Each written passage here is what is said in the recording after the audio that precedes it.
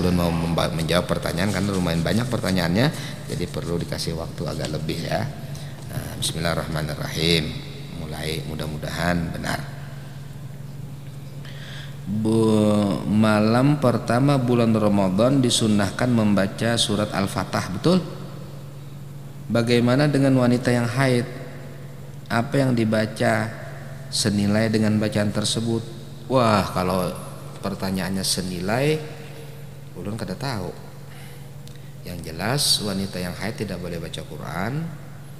Mungkin boleh dia membaca di dalam hati, ya tentunya kalau dia hafal. Kalau misalnya melihat, karena akhirnya mengikuti, kada boleh juga. Jadi di dalam hati ia baca saja Al-Quran yang hafal, kemudian ulang-ulang sekiranya waktunya mirip dengan waktu membaca surat Al-Fatah. Mudah-mudahan seimbang hasilnya, amin ya rabbal alamin. Atau mungkin baca zikir, baca tasbih, kan boleh wanita baca yang haid baca zikir, baca tasbih. Tapi maksud saya tadi ya membaca Al-Quran itu dalam hati ya, wanita haid tadi baca Qurannya dalam hati.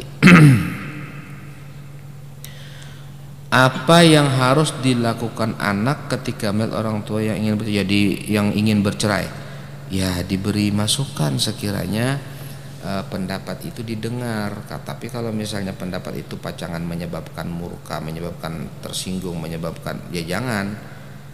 Kita memberi nasihat kepada siapapun orang selama dia orang muslim, itu adalah hak dia untuk mendapatkan nasihat dari kita. Tapi dengan catatan nasihat itu tidak menyebabkan madarat yang besar. Apa madarat yang besar? Ketersinggungan yang menyebabkan permusuhan, kemudian melawannya orang yang dinasehati karena tersinggung lalu akhirnya bebangat.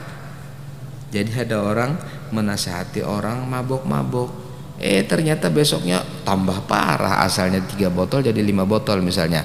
Maka itu kan berarti tidak tepat cara untuk memberikan nasihatnya. Jika tepat pasti akan berpengaruh positif.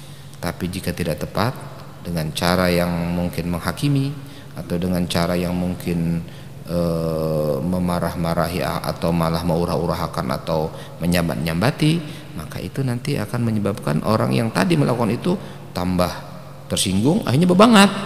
Na'udzubillah. Nah ini juga harus kita perhatikan, jangan sampai kita memberi nasihat justru yang dinasihati tanpa bebangat.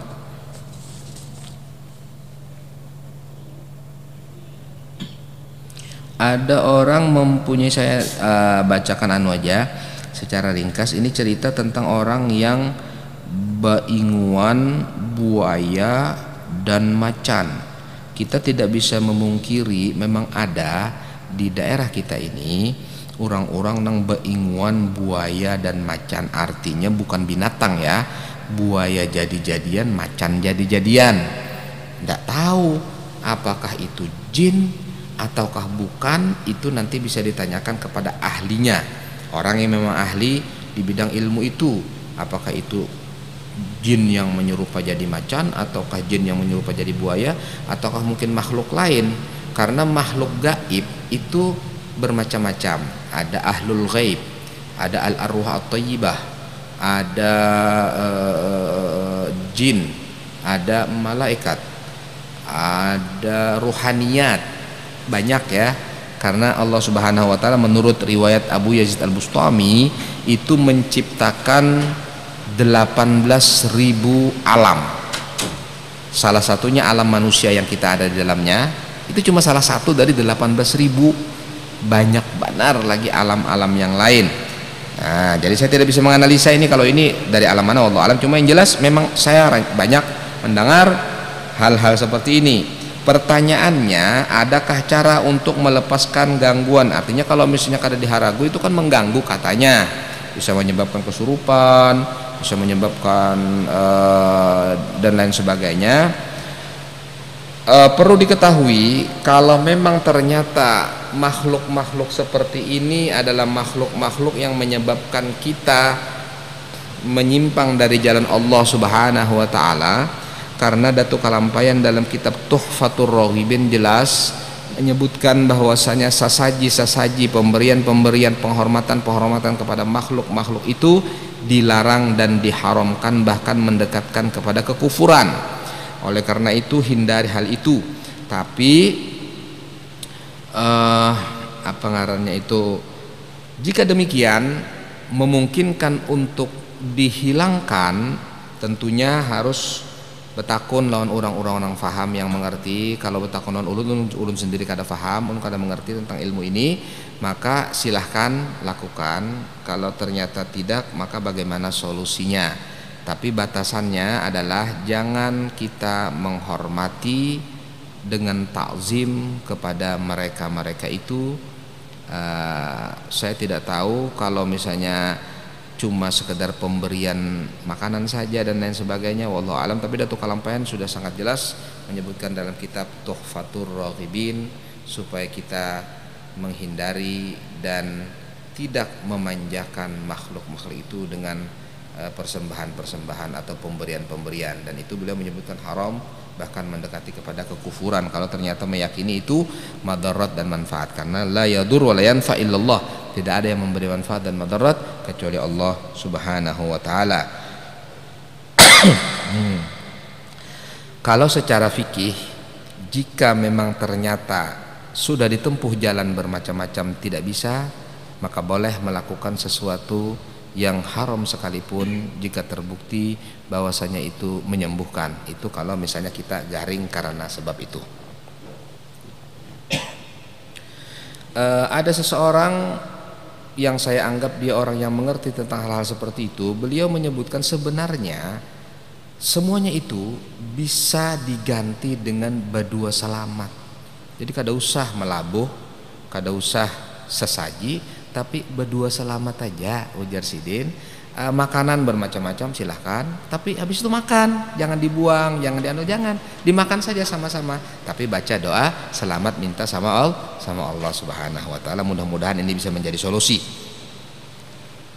Kalau kita punya utang uang atau emas sama orang tetapi kada ketahuan lagi orangnya di mana, bagaimana cara membayarnya? Bersedekah, kemudian pahalanya niatkan untuk orang itu, tapi jika orang itu datang bayari. Nah, jadi bisa double itu. Jadi sedekahkan saja nilai utang itu, karena orangnya kada tahu lagi di mana hendak bayar, kada tahu. Sedekahkan, niatkan pahalanya untuk orang itu. Tapi kalau orang itu ternyata datang, maka bayari utangnya.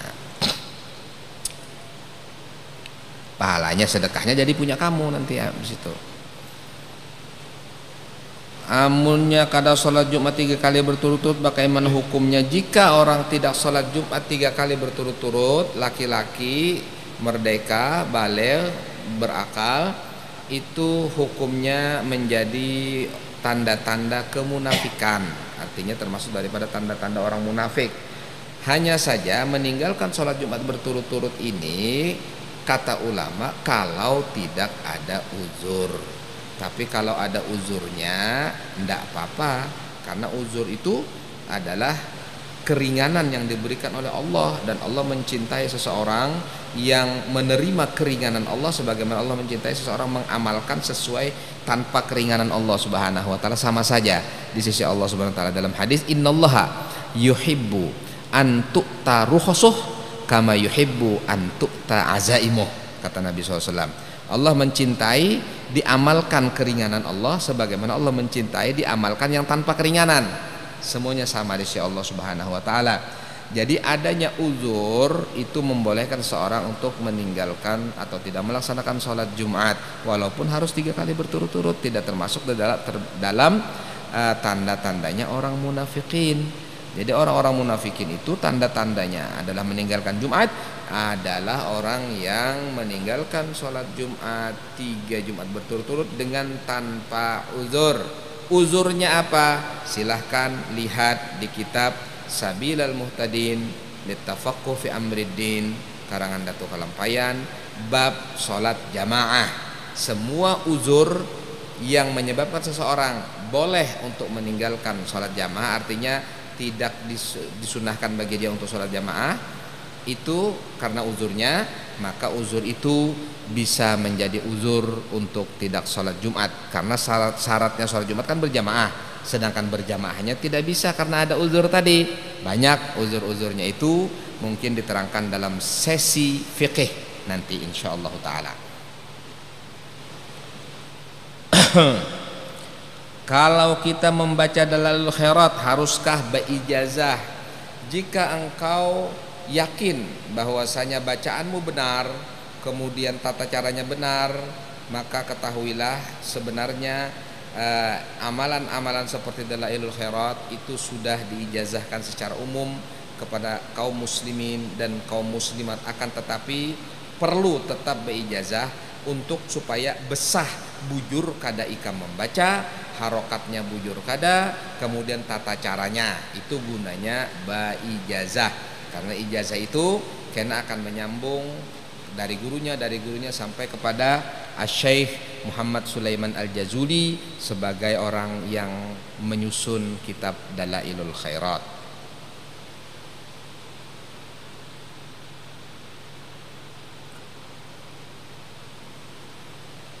Apa hukumnya sembahyang menutup wajah seperti masker? Masker tidak menutup wajah.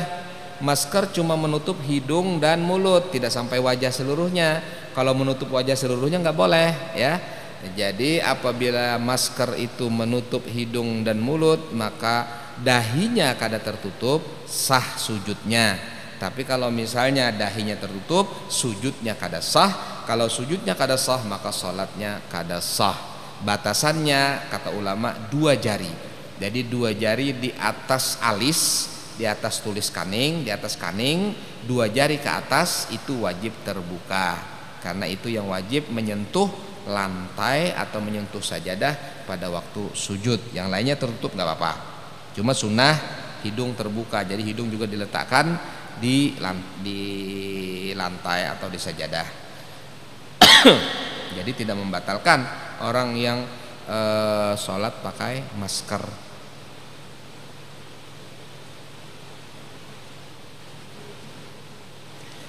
Apa amalan supaya cepat dapat jodoh? Wah, ini yang asik nih, ya kan? Amalan supaya cepat dapat jodoh banyak, diantaranya rajin mencari, kemudian mengumpulkan mahar, mengumpulkan dan lain sebagainya.